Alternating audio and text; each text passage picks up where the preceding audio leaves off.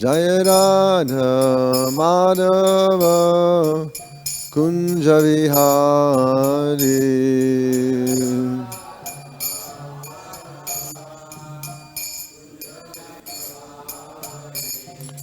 Gopi Janna Vallabha Girivaradhari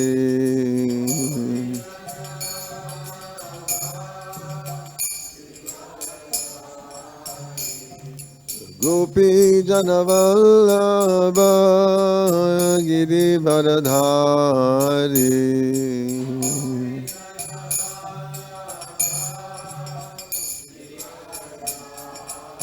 Jasodanandana Vraja Janaranjana Jasodanandana Vraja Janaranjana Jamunatira Vanachali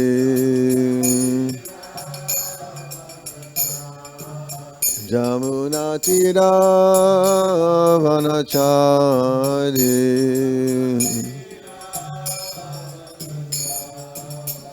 Jai Radha Madhava Kunja Vihari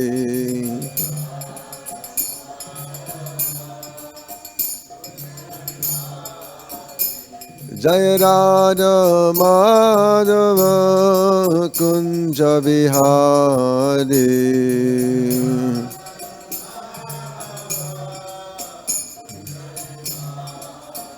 Jai Gopi Janna Vallabha Girivaradhari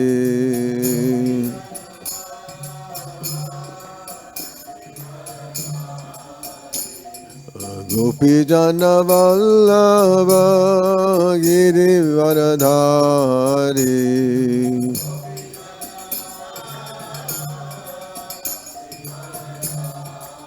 Jasodanandana Vraja Janaranjana Jasodanandana Vraja Janaranjana Jasodanandana Vraja Janaranjana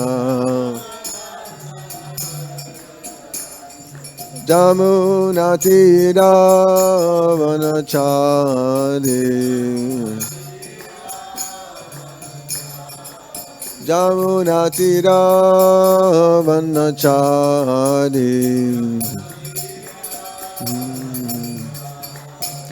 Jai Radha Madhava Kunja Vihari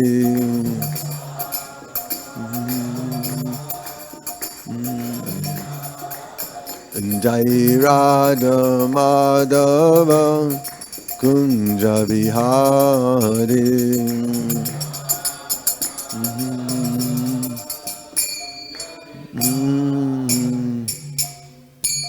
Om Vishnupad Paramahansa Parivajacharya Astodhara Tutlasi Srimad Divine Grace of High Charanana Bhaktivedanta Swami Srila Prabhupada Ki Jai Grantaraj Srimad Bhagavatam Ki Jai Sri Harinam Sankirtan Ki Jai Nitai Gaura Premanandi.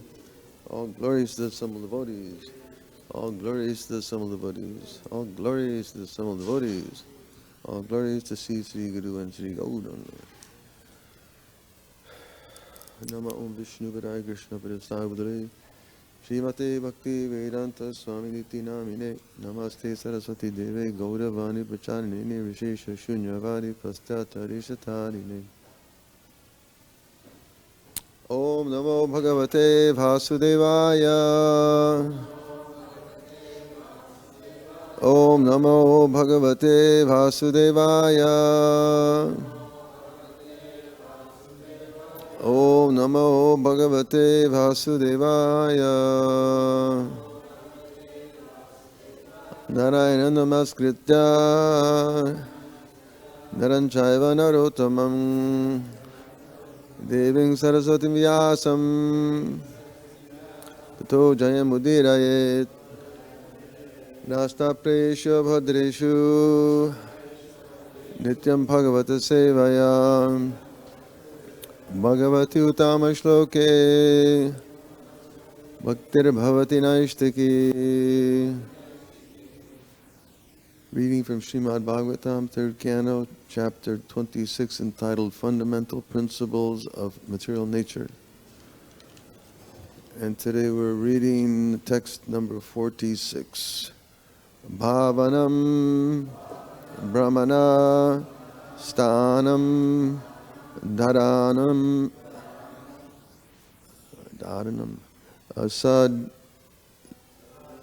sad-viśeṣaṇam, sarva-sattva-guṇodbhedaḥ, pṛthivī-vṛtti-lakṣaṇam, bhāvanam brahmaṇaḥ-sthānam, bhāvanam brahmaṇaḥ-sthānam, dhāraṇam sad-viśeṣaṇam, dhāraṇam sad-viśeṣaṇam, sarva-sattva-guṇodbhedaḥ, sarva-sattva-guṇodbhedaḥ, pṛthivī-vṛtti-lakṣaṇam, pṛthivī-vṛtti-lakṣaṇam, bhāvanaṁ brahmaṇaḥ-sthānam, dhāraṇam sad-viśeṣaṇam, sarva-sattva-guṇodbhedaḥ, pṛthivī-vṛtti-lakṣaṇam.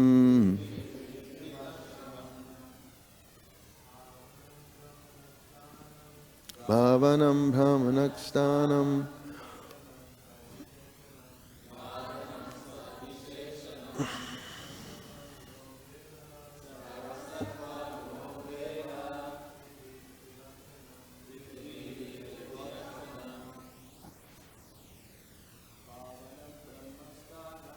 brahmaṇaḥ-sthānam, dhāraṇam sad-viśeṣaṇam, sarva-sattva-guṇodbhedaḥ, pṛthivī-vṛtti-lakṣaṇam. Ladies. Bhāvanam brahmaṇaḥ-sthānam,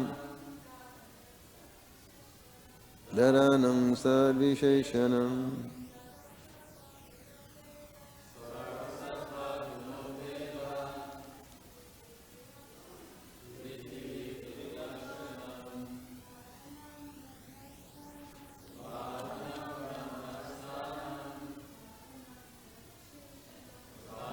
sad-viśeṣaṇam, udbhedaḥ, pṛthivī-vṛtti-lakṣaṇam, bhāvanam, dhāraṇam sad-viśeṣaṇam.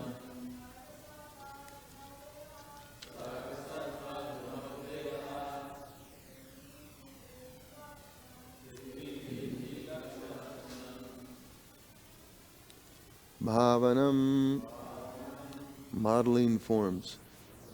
Brahmana, of the Supreme Brahman. Sthānam, constructing places of residence. Dhāraṇam, containing substances. Sad-viśeṣaṇam, distinguishing the open space. Sarva, all. Sattva, of existence. Guṇa, qualities. Udbhedaḥ, the place for manifestation. Pṛthivī, of earth. Vritti, of the functions. Lakṣaṇam, the characteristics. Translation and purport by His Divine Grace, Sri Bhaktivedanta Swami Prabhupada Ki Jai. The characteristics of the functions of earth can be perceived by modeling forms of the Supreme Brahman, by constructing places of residence, by preparing pots to contain water, etc. In other words, the earth is the place of sustenance for all elements. Please repeat. The characteristics of the function of earth can be perceived by modeling forms of the Supreme Brahman, by constructing places of residence, by preparing pots to contain water, etc. In other words, the earth is the place of sustenance for all elements. Purport. Different elements such as sound, sky, air, fire, and water can be perceived in the earth. Another feature of the earth especially mentioned here is that earth can manifest different forms of the Supreme Personality of Godhead. By this statement of Kapila's, it is confirmed that the Supreme Personality of Godhead, Brahman, has innumerable forms, which are described in these scriptures. By manipulation of earth and its products, such as stone, wood, and jewels, these forms of the Supreme Lord can be present before our eyes. When a form of Lord Kṛṣṇa or Lord Viṣṇu is manifested by presentation of a statue made of earth, it is not imaginary. The earth gives shape to the Lord's forms as described in the scriptures. In the Brahmana Samhita, there is description of Lord Kṛṣṇa's lands, the variegatedness of the spiritual abode, and the forms of the Lord playing a flute with his spiritual body. All these forms are described in these scriptures, and when they are thus presented, they become worshipable. They are not imaginary, as the Mayavad philosophy says. Sometimes the word bhāvana is misinterpreted as imagination. But bhāvana does not mean imagination. It means giving actual shape to the description of Vedic literature. Earth is the ultimate transformation of all living entities and their respective modes of material nature. Om Jnanitam Yandasya Jnanajana Shalakaya Chakshurumilitam Jena Tasmai Sivirvenava Kam Grodivācālam Pangam Langāyate Yadki Padhamande Sigram Dinatarinam Paramananda Madhavam Sri Chaitanya Ishvaram.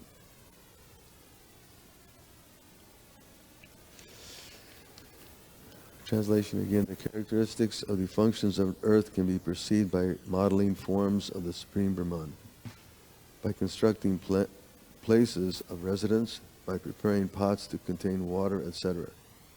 In other words, the earth is the place of sustenance for all elements.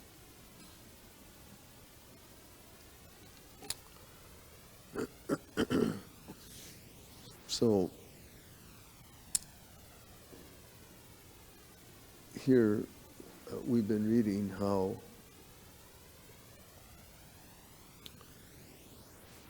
the different characteristics of the different elements which comprise a material nature. And in this verse we're reading how all of them are contained within the element of earth.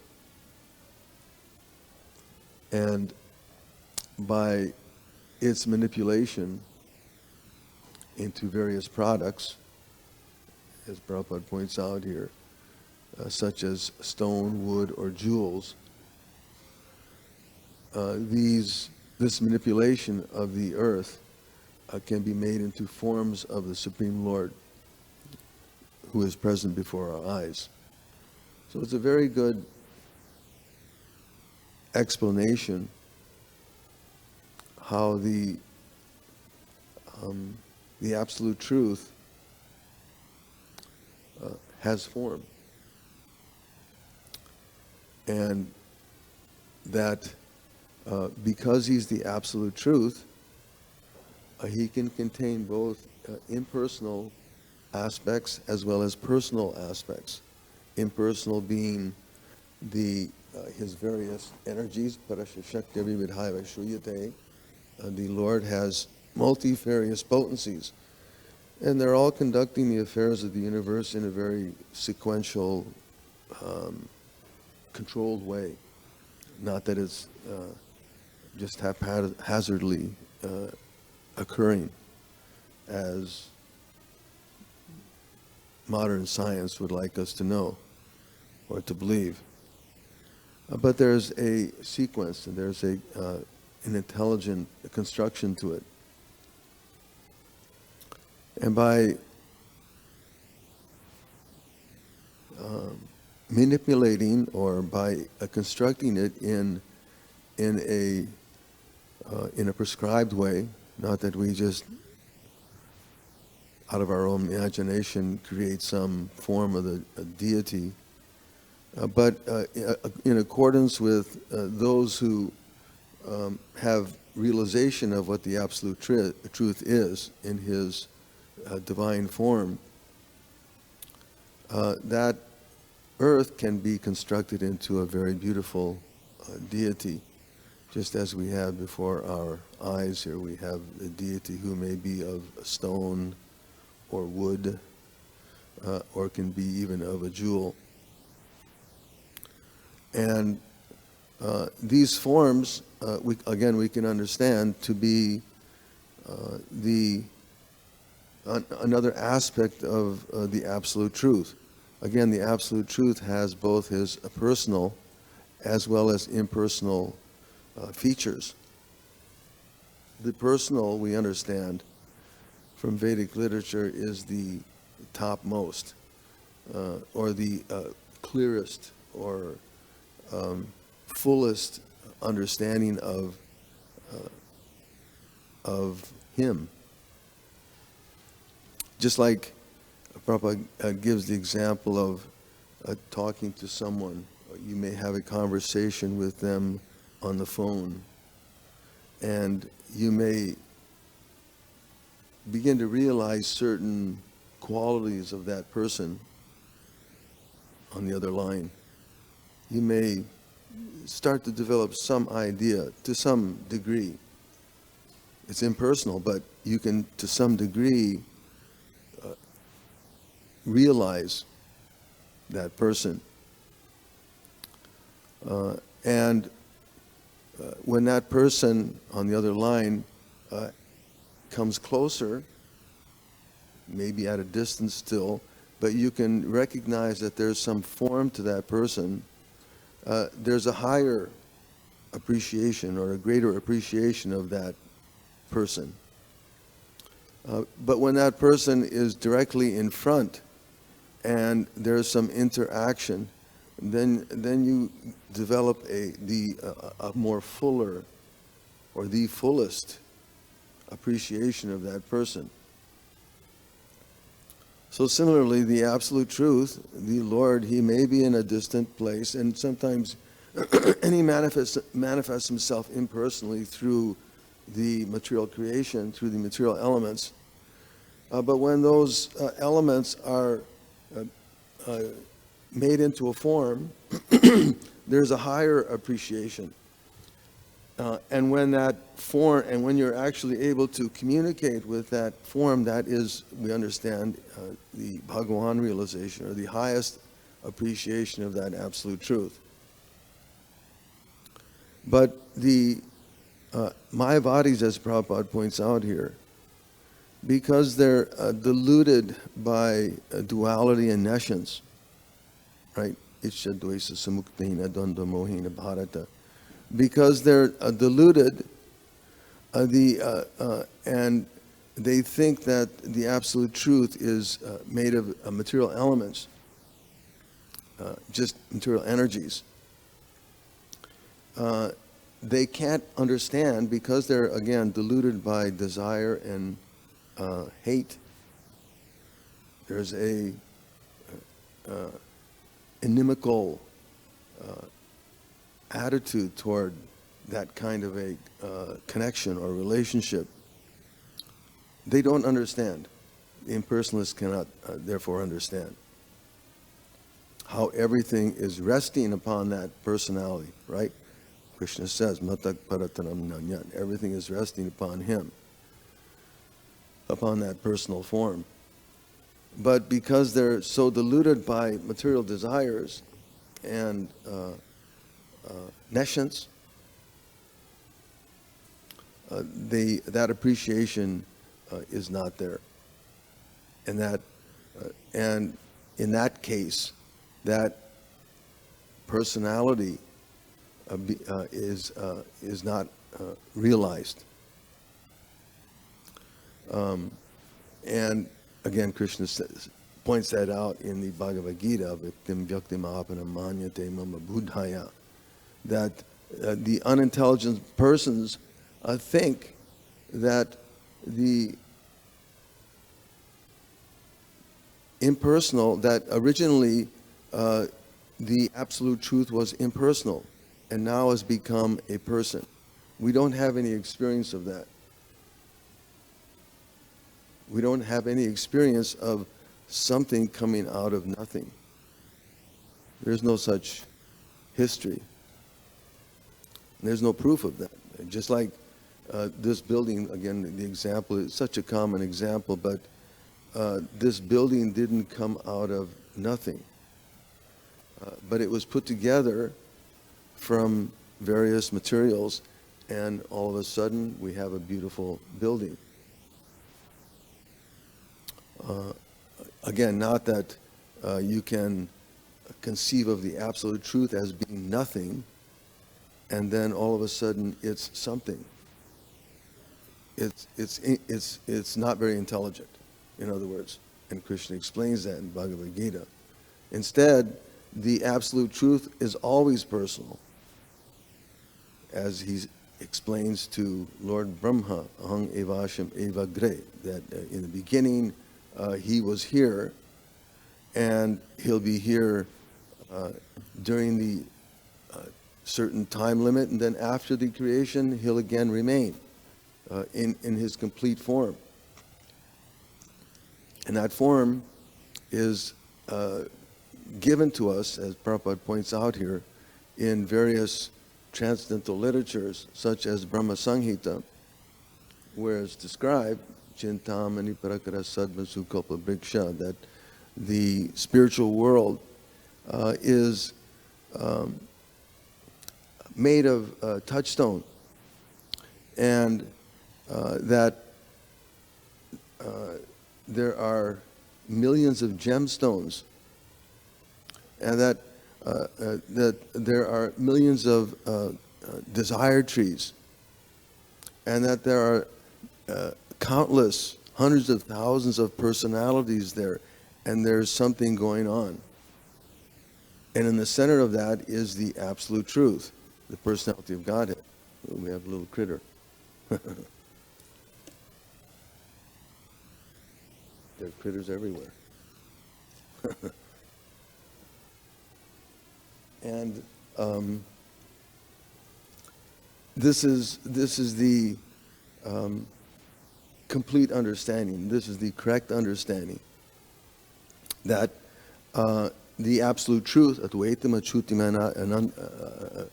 Anadi Ananta Rupam, that he's without a second, Advaitam. There's no competition. It's not that someone is equal to him or that came before him, but always has been there eternally, Advaitam. Achutam, that he's without a decay, that his form is always ever youthful and not affected by the material influences as we find in material existence, in the material world, where everything after a certain time it becomes unattractive. We may try to manipulate it in so many different ways, but in course of time, there's no attraction. Sometimes the example is given just as someone may have a particular body, but as soon as you go just a fraction of an inch below that surface, it's not very attractive. It's actually ghastly. I remember there used to be a traveling show. I think it was called Bodies, something like that. It was a traveling exhibit that was traveling all across America, and they would have actual bodies.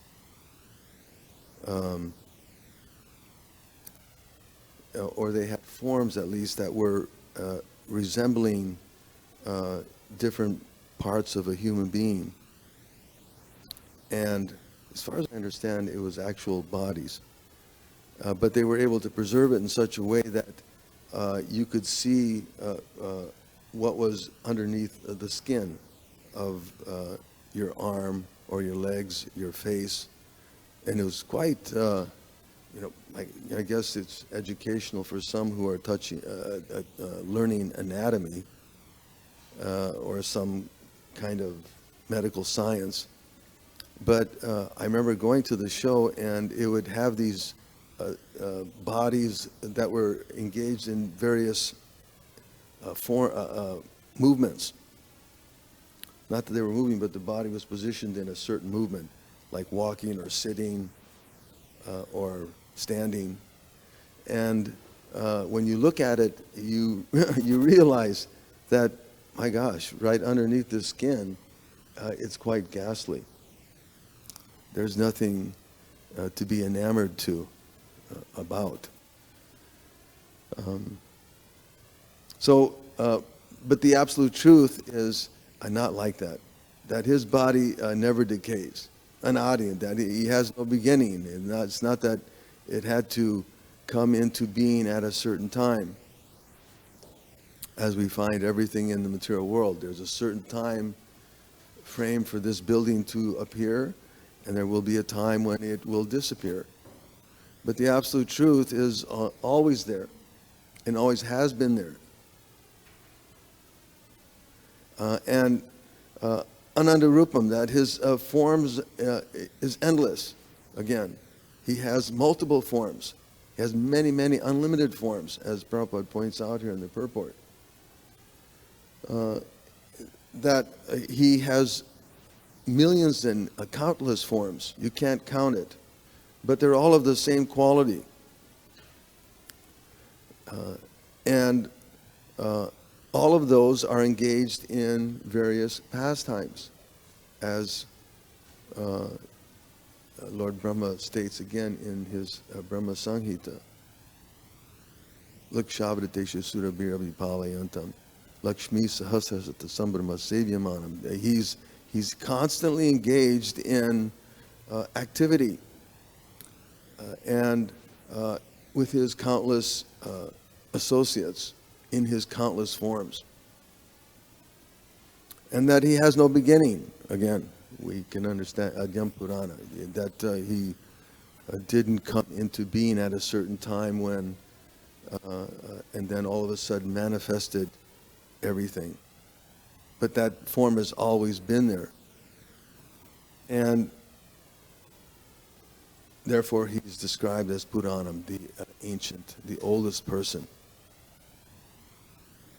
So, but he's ever Navajovana, he's always of a blooming youth. So this is the, so how can, and again, this is, when you compare this to the impersonal idea, which is very troublesome, as Kṛṣṇa says in Bhagavad Gita, right? The impersonalist path is very troublesome and difficult. It's not very attractive. Instead, it becomes very hackneyed, and you can see it even in the practitioners. They're not very happy. They're not very satisfied or complete. But in the personalist path, where one can realize and recognize being freed from envy, that the absolute truth is a beautiful personality, and can be even manifest in various elements, as Prabhupada points out here, whether it be some wood, jewel, or stone. Because he's absolute, he can be manifested, he can appear in those elements. Because again, he's within, certainly he's within everything, and because he's the absolute truth, he's manifest either, he can be manifest in the impersonal or the personal, within the animate and within the inanimate. This is the nature of the absolute truth, and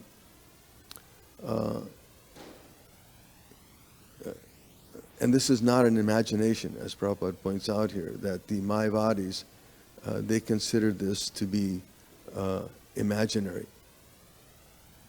But bhavana does not mean imagination, Prabhupada points out. It means giving actual shape to the description of Vedic literature. So it's according to authority.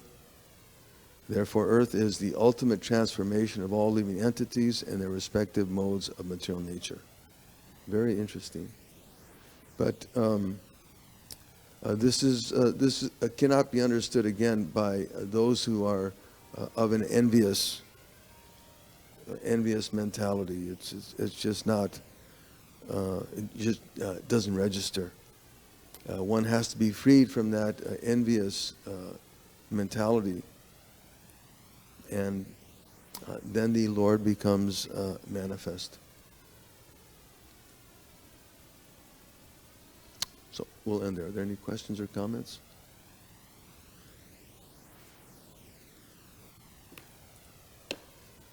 Okay, thank you very much. Srila Prabhupada ki jai.